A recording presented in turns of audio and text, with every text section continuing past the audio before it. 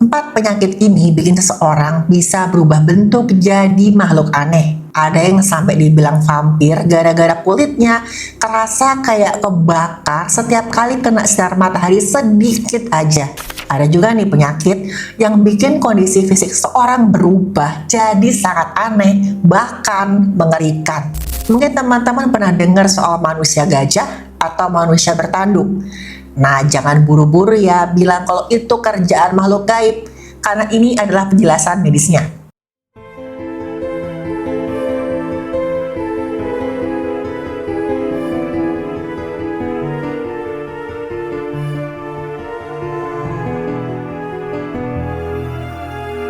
Halo, saya Dr. Stefani. Saya seorang dokter spesialis forensik dan mediko-legal, dan saya belajar dari yang mati. Yang pertama ada Erythropoietic protoporphyria. Namanya agak susah ya, kita singkat aja dengan EEP. Orang dengan penyakit jenis ini itu beneran yang namanya jadi vampir, teman-teman. Tapi mereka nggak lantas minum cairan tubuh manusia atau nggak jalan dengan loncat-loncat. Tapi mereka tuh paling nggak bisa terkena sinar matahari langsung, dan ada juga nih yang nggak bisa makan bawang putih. Contohnya nih ada seorang perempuan namanya Michelle asal Kanada. Sejak masih kecil, Michelle itu paling nggak bisa dan nggak suka banget kalau diajak liburan sama orang tuanya. Biasanya ya kita nih, misalkan yang namanya liburan, apalagi ke pantai, outdoor tuh pasti kan excited banget. Pasti udah antusias, pengen jalan-jalan, tapi enggak dengan Michelle. Michelle tuh paling anti ada di luar ruangan. Dia tuh nggak ngerti apa sih enaknya main di pantai, berenang di laut, apalagi kena matahari langsung, mau laut, mau gunung, nggak ada enaknya. Karena kenapa teman-teman? Setiap kali Michelle terkena sinar matahari langsung, kulitnya langsung kerasa kebakar. Benar-benar kebakar tuh sakitnya luar biasa. Katanya Michelle itu kayak ditusuk ribuan jarum. Dan orang tuanya Michelle itu sempat bingung sama putri mereka ini. Karena ada beberapa kali Michelle tuh diajak pergi ke outdoor, keluar ke gunung kena sinar matahari, tiba-tiba aja bukannya senang main, Michelle malah teriak-teriak kesakitan. Beneran sampai nangis, kejer, ngomong itu, badanku sakit bu, tolong sakit banget. Nah, Michelle itu sampai nggak mau keluar penginapan saking takut dan traumanya sama sinar matahari langsung. Udah jelas, ini buat Michelle kena mental luar biasa. Gak cuma sakit di kulitnya, juga ngerasa ngedrop. Kok aku gak bisa seneng-seneng ya? Padahal yang lain itu bisa loh. Berjam-jam di bawah matahari, mainan pasir, berenang. Michelle sama sekali gak bisa. Nah, Michelle ini sebenarnya tinggal di Inggris, teman-teman, di mana di tempatnya tinggal itu hampir selalu mendung dan juga hujan. Jadi selama ini dia nggak merasa terlalu terganggu. Nah, tapi ketika kena matahari, ketika musim semi, apalagi musim panas, barulah yang namanya kulitnya terasa kayak kebakar. Nah, tapi gak enaknya nih teman-teman, walaupun kulitnya terasa sakit luar biasa, kalau kena sinar matahari itu sama sekali nggak ada lepuhan. Beneran, Michelle cuma sendiri dia ngerasain rasa sakitnya. Dan gara-gara inilah beberapa orang sempat ngira Michelle itu mengada-ngada, lebay, sok dramatis, caper, dan Michelle semakin kena mental. Bayangin aja bertahun-tahun dia nggak tahu dirinya kenapa, nggak ada orang yang percaya kalau dia beneran kesakitan. Orang tuanya kebingungan teman-teman, karena beberapa kali Michelle pergi ke dokter dan menjalani berbagai macam pemeriksaan, segala macam cairan tubuhnya udah diperiksa, tapi nggak ada dokter yang tahu ini sebabnya apa. Malah pernah ya teman-teman, satu kali kulitnya itu beneran bengkak sebadan badan, merah, betul-betul yang bengkak sampai dia kesulitan menggerakkan tangannya. Mau megang gelas aja itu susahnya minta ampun. Dan gara-gara ini orang tua Michelle bawa dia ke dokter spesialis. Disinilah akhirnya setelah belasan tahun ada dokter yang tahu dan jelaskan ke Michelle kalau dia terkena penyakit yang namanya Erythropoietic protoporphyria atau EEP tadi. EEP ini disebabkan kelainan genetik di mana ada gangguan dalam pembentukan sel cairan tubuh manusia. Akibatnya terjadi penumpukan zat yang namanya protoporfirin di dalam tubuh. Nah, kalau kulit terkena cahaya matahari, protoporfirin ini mulai bereaksi memicu nyeri yang luar biasa di sekujur tubuhnya Michelle. Kelainan semacam ini tuh nggak bisa diatasi dengan sekedar pakai sunscreen, tabir surya, atau pakaian tipis pelindung sinar ultraviolet.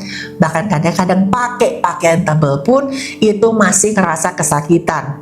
Nah, karena cahaya matahari yang masuk ke ruangan itu, bayangin aja, juga buat pasien ngerasa kesakitan. Di dalam ruangan ada jendela, mataharinya nggak langsung, dia tetap ngerasa kesakitan gara-gara kulitnya kena sinar ultraviolet. Ya, segitu sensitifnya. Sama kayak Michelle tadi di tahap awal. Biarpun kesakitan, penderita itu jarang banget ada yang menunjukkan reaksi kulit terbakar yang jelas. Gak kelihatan merah, gak kelihatan kebakar. Michelle bilang, pasti nih, setiap kali lebih dari 8 menit atau 10 menit ya, kulitnya baru kelihatan bengkak, merah, sampai kadang-kadang tangannya sulit digerakkan. Tapi kurang dari itu dia masih merasa kesakitan. Tapi tetap aja gak ada tanda-tanda kulitnya kebakar. Inilah sebabnya orang sempat ngira Michelle itu lebay, dramatis, mengada-ada.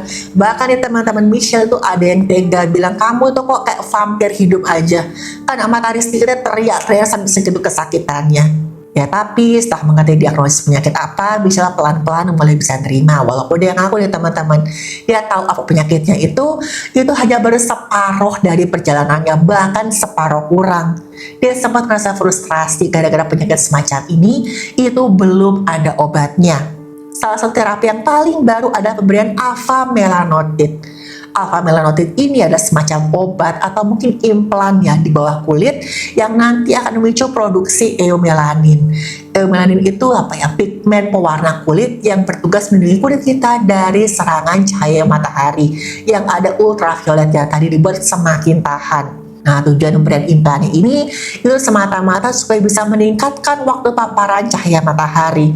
Nah, tapi pengobatan semacam ini tuh masih sangat-sangat jarang. Dan orang-orang kayak Michelle ini hanya bisa ya menghindari paparan matahari sebisa mungkin. Kadang-kadang harus agak ekstrim ya, mereka nggak bisa keluar di siang hari. Kalau mau olahraga, mereka harus pergi di malam hari. Sekarang ini Michelle sudah menikah, punya putra-putri, dan putra-putrinya sih normal, dan mereka juga suka olahraga. Jadi kadang-kadang kalau misalkan mau nonton pertandingan anak-anaknya, Michelle mau nggak mau harus bawa tenda lipat pribadi. Dia buka di situ di pinggir lapangan, dia masuk di situ supaya bisa melihat putra-putrinya bertanding. Kesannya agak-agak berlebihan, tapi ya gimana, memang kondisi fisiknya Michelle ini yang enggak mengizinkan dia terkena sinar matahari langsung. Oke, yang kedua ya, ada penyakit yang namanya Proteus syndrome. Orang dengan keadaan ini itu badan ditubuhi gumpalan-gumpalan jaringan. Jadi kita bayangkan itu ya kayak tubuh gajah, atau kan gajah itu kan kulitnya berlipat-lipat. Ya, terus agak-agak kasar gitu kan, nah kira-kira seperti itu. Nah, makanya penyakit ini dijuluki juga dengan elephant man atau penyakit manusia gajah. Penyakit ini pertama kali tercatat tahun 1860-an di Inggris. Penderitanya ada seorang laki-laki namanya Joseph Carey Merrick. Joseph ini awalnya lahir dengan normal, gak ada kelainan sama sekali, sehat, berat badannya bagus, gak ada satupun dari keluarganya yang menderita kelainan yang sama. Gejalanya baru muncul ketika usia 6-18 bulan. Nah, saat itu memburuk dengan sangat-sangat cepat. Tiba-tiba aja ada gumpalan jaringan, tubuhnya itu tepatnya agak-agak acak. Kadang di pipi, tiba-tiba tumbuh lagi di tangan, di mana, gak beraturan sama sekali. Semua jaringan tubuhnya tuh mulai bertumbuh secara nggak terkendali dan nggak seimbang. Bayangin gini deh, jaringan kulit, bawah kulit, jaringan lemak, otot itu semuanya bertumbuh secara random. Dan puncaknya, waktu Joseph berusia 5 tahun, kulit yang menempel di beberapa bagian tubuh berkerut kasar, bergelambir-gelambir, dan warnanya keabu-abuan persis banget sama kulit gajah. Dan gara-gara ini teman-teman, Joseph dikucilkan. Tambah lagi pengetahuan medis zaman dulu masih sangat terbatas. Karena kan ini namanya juga masih tahun 1860-an ya di Inggris. Nah, pada saat itu orang-orang mengira Joseph ini kena kutukan. Gak ada yang dari deket-deket, takut ketularan. Dia dianggap aneh. Dan Joseph itu sampai mengalami penolakan dari keluarganya sendiri. Dia dianggap beban. Karena gini, waktu dia berusia belasan, dia memutuskan buat DO dari sekolahnya. Dia pengen kerja, cari uang buat keluarganya. Awalnya Joseph itu kerja itu ngelintingi cerutu. Nah, seiring pertumbuhan di daging dan di tangannya, dia makin kesulitan melintingi cerutunya tadi. Sampai tangannya nggak bisa digerakkan sama sekali. Gara-gara ini dia berhentikan dan akhirnya orang tuanya nganggap dia beban. Panas sekali teman-teman, Joseph itu baru pulang, bukan disambut, dia malah dipukul lalu diusir. Dia bilang, kamu itu beban, kamu bikin malu, mendingan kamu keluar dari rumah. Dan mau nggak mau, Joseph pun bergabung di sirkus keliling yang mempertontonkan orang-orang dengan kondisi fisik yang dianggap aneh pada saat itu. Di sana pelan-pelan walaupun sudah menahan malu, ditertawakan orang, dia tuh akhirnya ngumpulin uang. Dia kemudian memeriksakan kondisi tubuhnya ke seorang dokter bedah dan kemudian dia bilang dokter bedahnya ini, sepertinya Anda terkena penyakit namanya sindrom Proteus. Tapi ini bukan gara-gara penyakit keturunan. Jadi teman-teman, orang dengan sindrom Proteus ini itu tubuhnya ada dua macam sel. Sel yang normal sama sel yang DNA-nya nggak terkendali. Ini sebabnya kelainan pertumbuhan itu hanya muncul di daerah tubuh tertentu dan nggak merata. Jadi misalkan nih, pipi kanannya normal, pipi kirinya tuh DNA-nya rusak dan pertumbuhan selnya nggak terkendali. Jadi pipi kirinya Joseph lah yang mulai bertumbuh jaringannya secara nggak terkendali. Nah, DNA ini kenapa nggak normal? Karena ada mutasi atau perubahan genetik yang namanya AKT1. Ini gen yang mengatur pertumbuhan, pembelahan, dan juga hancurnya sel. Jadilah ciri-cirinya tuh ada pertumbuhan jaringan berlebih, kayak jaringan tulang, terjadi penebalan kulit berlipat-lipat seperti kulit gajah, ada juga pertumbuhan jaringan lemak, pembuluh, atau getah bening. Pasien dengan kondisi seperti ini beresiko mengalami sumbatan di pembuluh dan juga di paru-parunya gara-gara terdesak jaringan yang tumbuh tadi. Dan sekarang ini teman-teman ya, sampai saat ini ya, yang namanya sindrom Proteus belum bisa disembuhkan secara total. Pengobatannya fokus ke mengendalikan pertumbuhan jaringan berlebih dengan obat, tindakan bedah, dan juga bedah plastik untuk estetika. Jadi misalkan di dasar pertumbuhan jaringannya sudah mulai mempengaruhi fungsi tangan atau mungkin fungsi pernapasan, itu baru dilakukan bedah. Selain tindakan tadi nih, pasiennya juga dikasih pengecer cairan tubuh untuk mencegah terjadinya penggumpalan. Nah, pasien juga harus dilatih melalui fisioterapi untuk menjaga kelenturan sendinya, melatih keakuan otot dan beradaptasi dengan keterbatasan fisiknya. Ini ya nggak kalah penting, karena gimana pun ya namanya dengan ya perbedaan fisik ya yang nggak bisa dikendalikan sedikit banyak, pasti juga kan pengaruhi kejiwaannya pasien. Dan kalau perlu juga nih diberikan sepatu khusus atau brace untuk menjaga bentuk punggungnya. Dan yang gak kalah penting, keluarga harus diedukasi. Harus dikasih dukungan psikososial ke keluarga. Dikasih tahu ini bukan salah keluarga, apalagi salahnya pasien. Nah, pada kasus Joseph ini sayangnya itu gak dia dapatkan. Tadi sebelum dia gabung ke sirkus manusia aneh, dia dianggap beban.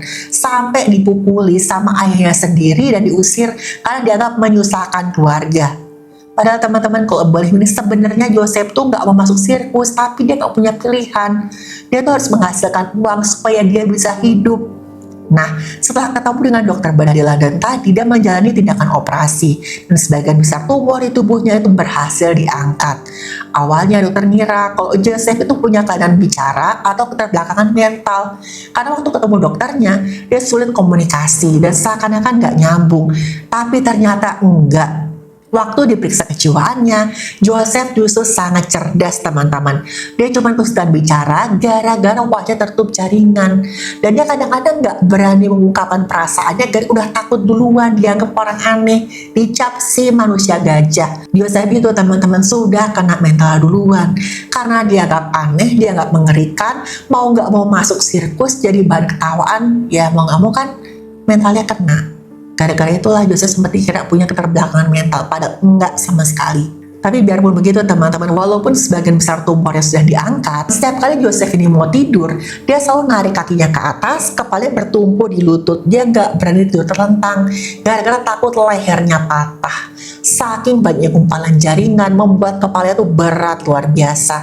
Nah, kok jalan-jalan keluar, Joseph mengenakan topi dan tudung kepala dari karung boni supaya orang nggak ngeliat mukanya. Dan Joseph sempat putus asa berobat karena setiap kali dioperasi pasti akan tumbuh lagi.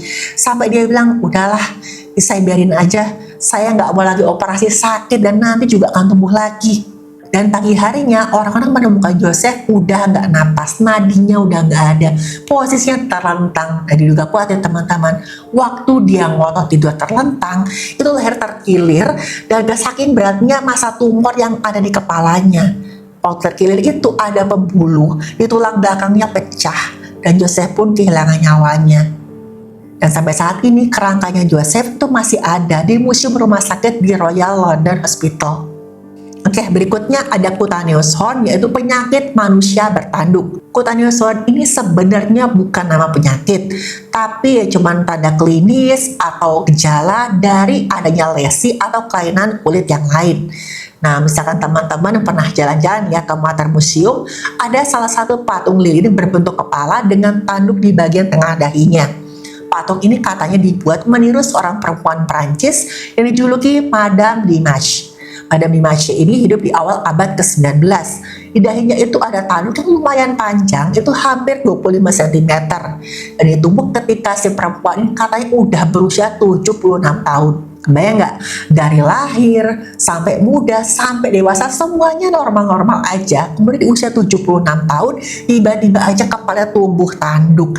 Dan saking panjangnya tanduk ini, itu sampai nekuk dan hampir menyentuh dagu si perempuan ini. Ya udah pasti ya waktu itu banyak banget yang takut sama dia, dikira dia dikutuk, dikira dia mungkin melanggar pantangan yang namanya ya pengetahuan medis saat itu memang masih sangat-sangat minimal. Nah, padahal ini ada banget penjelasan medisnya. Penyakit ini disebabkan kegagalan pengaturan siklus hidup sel yang namanya keratinosit yang ada di lapisan kulit kita. Jadi awalnya ada rangsangan pertumbuhan di lapisan dasar kulit yang namanya epidermis. Epidermis itu lapisan kulit kita yang paling luar. Penyebabnya itu bisa macam-macam. Bisa gara-gara radiasi ultraviolet menyebabkan adanya mutasi DNA pada gen penekan tumor, memicu pertumbuhan sel yang tidak terkendali. Bisa dibilang ini kayak apa ya, prakanker atau kanker. Jadi contohnya itu kayak ada kanker namanya karsinoma sel squamosa ya. Itu kanker dari lapisan kulit bagian luar, itu termasuk yang ganas, kira-kira seperti itu. Dan bisa juga nih pertumbuhan sel yang nggak terkendali itu disebabkan oleh virus namanya human papilloma virus atau HPV. Nah, jadi masuknya si virus ini ke dalam sel epitel itu mengganggu kendali siklus sel melalui yang namanya oncopoietin 6 atau E7. Jadi ya bisa dibilang gen yang mengendalikan pertumbuhan selnya itu diganggu oleh si virus tadi. Jadi teman-teman, sel-sel kulit kita itu bertumbuhnya itu kayak jalan ya dari lapisan paling dalam ke atas. Nah, secara normal sel-sel yang udah rusak itu di bagian luar akan melepaskan diri secara otomatis dan teratur melalui proses namanya desquamasi, pelan-pelan terkikis. Nah, pada penyakit ini terjadi penumpukan abnormal dari sel-sel yang harusnya udah mulai terkikis tadi. Gara-gara ada hilang aktivitas enzim pemecah si protein kulitnya tadi, sel-selnya nggak bisa numpuk terus sampai akhirnya membentuk semacam tanduk tadi. Nah, kenapa kok sampai bisa membentuk tanduk, teman-teman? Karena sel-sel ini itu kebanyakan ada di dasar kulit yang sempit dan batasnya tegas. Penumpukan lapisan tadi itu nggak mendatar, tapi terdorong tegak lurus keluar dari permukaan kulit kita. Nah, seiring waktu terjadi penumpukan protein ini diproduksi terus mengeras membentuk massa yang menjadi tanduk tadi. Nah, saat ini pengobatan kelainan ini tuh dilakukan dengan pembedahan untuk mengangkat semua jaringan tanduknya. Nantinya, jaringan ini akan dicek di bawah mikroskop untuk menentukan nih sel-selnya ini ganas atau jinak. Biasanya kalau nggak ada keluhan seperti sakit, gatal, atau kebocoran cairan tubuh, sel-selnya tuh jinak, nggak ada yang perlu dikhawatirkan. Contohnya nih teman-teman, tahun 2010 itu di Cina, tepatnya di desa namanya Linlo, itu ada seorang nenek namanya Zhang Ruifang. Jadi menurut keterangan si nenek ini teman-teman, awalnya itu cuma muncul semacam bercak tebal yang agak-agak kasar di sisi kiri dahinya. Lama-kelamaan tubuh jadi tanduk warna gelap sepanjang sekitar 6 cm, mirip tanduk kambing, tapi sama sekali nggak sakit, nggak gatal, nggak ada luka, dan juga di sisi kanan dahinya muncul tonjolan yang sama. Jadi kayak punya sepasang tanduk teman-teman. Tapi teman-teman, walaupun kelihatan mencolok ya, Zhang ini dilaporkan nggak merasakan sakit sama sekali. Dia bilang ya udah saya cuek aja. toh saya masih bisa bekerja, saya masih bisa makan dan minum. Akhirnya dia jalanin aja hidupnya, sebodoh amat dengan tanduknya. Nah, kalau tadi tuh ada penyakit namanya elephant man atau si manusia gajah, sekarang saya mau bahas penyakit namanya kaki gajah. Penyakit ini gejalanya adalah pembengkakan dan penebalan ekstrim, biasanya di kulit atau di organ intim. Ini beda sama penyakit manusia gajah tadi ya teman-teman. Keadaan ini disebabkan adanya sumbatan pada kelenjar getah bening manusia. Kalau nggak salah tuh saya pernah bahas tentang cacing filaria sebagai salah satu penyebab dari sakit ini. Nah, tapi ada juga yang disebabkan karena benturan, bukan gara-gara sakit atau parasit. Ini diderita oleh seorang laki-laki namanya Wesley Warren Jr. Kita panggil aja Wesley. Wesley ini mengalami elephantiasis scrotum atau pembengkakan testis yang sangat ekstrim. Bayangin aja kantong testis yang bengkak sampai seberat 60 kg. Waktu dicek testisnya itu menggantung sampai ke mata kaki. Dan Wesley bilang awalnya dia tuh mengalami cedera gak sengaja ketika dia tuh berguling di tempat tidur dan merinding salah satu testisnya. Lah kok besoknya tiba-tiba aja kantong testisnya bengkak seukuran bola sepak. Dan Wesley bilang walaupun dia kompres, dia angkat kakinya, pembengkakannya itu gak pernah mereda, malah terus melaju. Pertumbuhan itu sekitar 1,5 sampai 2 kg per bulan. Gara-gara tadi ada penumpukan cairan getah bening, ditambah lagi juga ada pertumbuhan jaringan ikat padat di situ. Jadi penyakitnya bisa juga disebut dengan elephantiasis nostrans atau limfadema kronis non parasitik. Penumpukan cairan getah bening disebabkan bukan gara-gara parasit.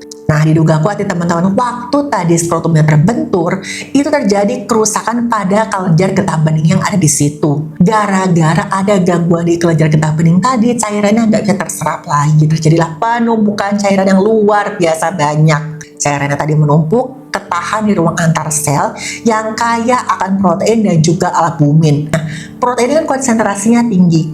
Konsentrasi ini dia tarik cairan yang lebih banyak lagi dari pembuluh. Terjadilah pembengkakan yang semakin gede dan semakin cepat. Nah, gara-gara penumpukan cairan ini terjadi peradangan yang tapi yang nggak terlalu parah teman-teman. Peradangan ini memicu sel-sel kekebalan tubuh untuk berkumpul di daerah yang radang tadi. Jaringan lunak yang tadinya hanya berisi cairan berubah jadi jaringan parut yang padat, keras, dan nggak bisa lagi keserap. Nah, gara-gara ada penumpukan cairan getah bening tadi teman-teman, terjadilah perubahan sel-sel menjadi jaringan lemak. Nah, gara-gara inilah yang namanya massa di testisnya Wesley tadi semakin besar. Dan saking gedenya itu kulitnya juga berubah. Kulit itu jadi menebal yang namanya hiperkeratosis atau papilomatosis, jadi berbejol-bejol, jadi berkerut, tebal, dan kayak kulit gajah. Nah, makanya dibilang dia penyakit kaki gajah. Nah, seiring berjalannya waktu ini teman-teman, semakin banyak cairan, semakin banyak jaringan lemak dan jaringan lainnya. Akhirnya kantong testisnya Wesley tadi semakin turun ke bawah sampai ke mata kaki saking gedenya. Bayangin aja, gedenya itu sampai 60 kg, segitu gedenya. Dan gara-gara ini organ vitalnya Wesley itu sampai terkubur di masa tumornya. Tiap kali mau buang air kecil, Wesley harus pakai corong khusus. Dan Wesley kemana-mana harus pakai kaos bertudung atau hoodie terbalik di bagian bawah tubuhnya untuk penyangga masanya tadi. Dan menggunakan peti susu atau milk crate yang dari kayu itu setiap kali dia mau duduk. Jadi dia bawa peti kayu, dia taruh bantal dan kemudian duduk di situ. Itu baru dia berani duduk di situ teman-teman, karena dia tuh nggak bisa duduk di kursi biasa. Nah, kenapa kok bisa separah ini? Gara-gara Wesley ini itu nggak punya asuransi kesehatan. Sedangkan biaya operasinya itu sampai ratusan ribu dolar. Dan Wesley mau nggak mau harus cari dana kesana kesini. Dia datang ke berbagai acara talk show. Salah satunya The Howard Stern Show. Dan di sana jadi subjek film dokumenter juga oleh beberapa stasiun televisi. Akhirnya sedang menggalang dana adalah dokter yang namanya Dr. Joel Gelman. Dia bersedia melakukan operasi secara gratis. Operasi dilakukan, tim bedah berhasil mengangkat semua tumor yang beratnya sampai 60 kg tadi. Dan untungnya operasinya beneran sukses teman-teman. Dokter tuh berhasil membebaskan dan juga mempertahankan kedua testis dan juga alat vitalnya Wesley yang selama bertahun-tahun terperangkap di dalam masa tumor tadi. Tapi kabar buruknya teman-teman, walaupun operasinya sukses, Wesley sempat merasakan bisa jalan normal lagi, bisa nggak harus tutupin bagian bawah tubuhnya lagi. Kesehatannya udah terlanjur drop gara-gara bertahun-tahun menahan sakit tadi. Dia udah kena diabetes, karena juga ada berbagai macam penyakit lainnya. Dan tahun 2014, kurang dari 1 tahun setelah operasi, belum ada 1 tahun, di usia 49 tahun, Wesley pun kehilangan nyawanya. Dia kehilangan nyawa di rumah sakit Las Vegas setelah dirawat gara-gara komplikasi diabetes dan serangan jantung berulang. Apakah itu ada hubungannya dengan tumornya tadi yang membuat dia sulit bergerak, nggak bisa olahraga, dan juga stres? Dokter bilang itu udah kayak efek domino teman-teman. Gara-gara tumor ini itu efeknya ngerambat kemana-mana. Saking terlalu lamanya dibiarkan. Penjawabnya tadi, Wesley itu terpaksa hidup dengan tumor bertahun-tahun gara-gara dia gak punya asuransi kesehatan. Dan banyak banget yang menyayangkan hilangnya Wesley. Coba loh ditangani dari awal, efeknya gak akan separah ini. Wesley mungkin bisa hidup lebih lama, bisa merasakan hidup normal lebih lama. Dan semuanya tuh gak habis pikir, kok bisa Wesley itu gak punya asuransi kesehatan. Apa benar ya, Wesley itu harus viral dulu, harus kasihan dulu orang sama dia, baru dia bisa ketolong. Tapi teman-teman, dari contoh penyakit-penyakit tadi kita belajar ya, jangan pernah meremehkan rasa sakit seseorang cuman gara-gara kita gak bisa ngelihat lukanya. Karena ada penyakit yang penderitaannya itu nyata banget walaupun gak meninggalkan jejak fisik yang jelas. Hidup dengan sakit langka itu bukan hanya perjuangan melawan gejala fisik, tapi juga melawan stigma dan anggapan dari orang-orang sekitar.